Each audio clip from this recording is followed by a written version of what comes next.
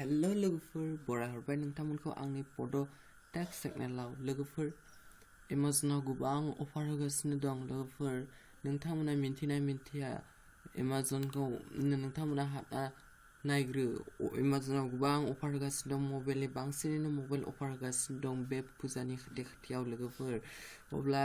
नोंथांमोना जिअ फनखौबो अफार होगासिनो दं 699 नोंथांमोना मोननो हागोन गोदो 1500 नि मोनोमोन दा 699 होगासिनो दं लोगोफोर बेहाय रेडमी 7 बेहाय बे मबाइला 7000 निमोन ओमफ्राय बेखौ 6000 नि होगासिनो दङ आरो बिदिनो गोबां बेहाय मबाइल अफार होनायखौ जों नुनो मोनदों जों बे रेडमी 7 खौ नायग्रोनि रेडमी 7 बेबायदि रेडमी 7 रेडमी गो बेफोरबायदिया बांसिनानो सेल जागासिनो दं माने खम बेसेनाव होगासिनो दं अफार होगासिनो दं बे रेडमी ग'आ रेडमी 7 आ लोगोफोर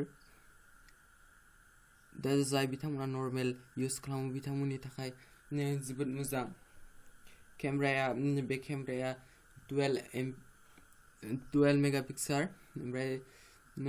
2 डिल केमेरा ओमफ्राय बेटारिया दङ 4000 बेटारिया 4000 mAh बेटारि ओमफ्राय बेहाय रेमआ जादों 2GB रेम ओमफ्राय इन्टारनेल स्ट'रेजआ जाबाय 32 ओमफ्राय बयबोथ' मिथिखायो आजिखालियाव 4G बे मोनसे लोगोफोर जोबोद मोजां क्वालिटिनि लोगोफोर नाय जोबोद मोजां क्वालिटि बियो ओमफ्राय आरो बिदिनो गोबां अफार होगासिनो दं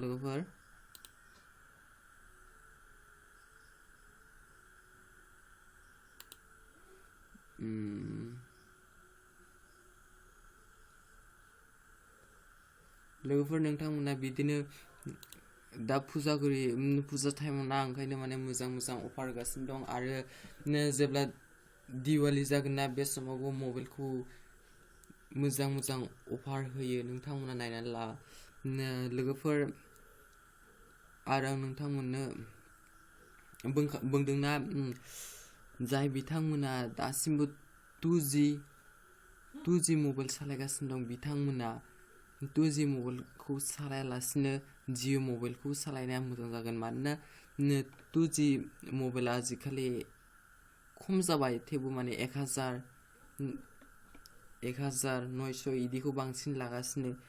बेनिख्रुइबो खम बेसेनाव दा होगासिनो दं जोंनि मुकेश आम्बानी बिथाङा जिअ फन 2 खौ जाय किपेड गोनां बेखौ होगासिनो दं 699 निनो होगासिनो दं लोगोफोर दखानाव थांनानै नोंथांमोना बेखौ मोननो हागोन जाय जिअ मबाइल फानो बिथांमोननि दखानाव थांनानै नोंथांमोना बेखौ गोरलैयैनो मोननो हागोन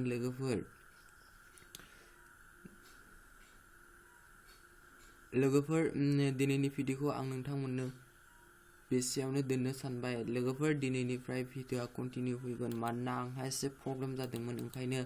आं भिडिअ आपलोड खालामनो हायाखै लोगोफोर दिनैनिफ्राय भिडिअआ कन्टिनिउ फैगोन लोगोफोर नोंथांमोना जुदि दासिमबो आंनि चेनेलखौ साबस्क्राइब खालामाखैब्ला प्लिज साबस्क्राइब खालाम आरो हाजासे शेयार खालामना हो लोगो प्लिज लोगोफोर प्लिज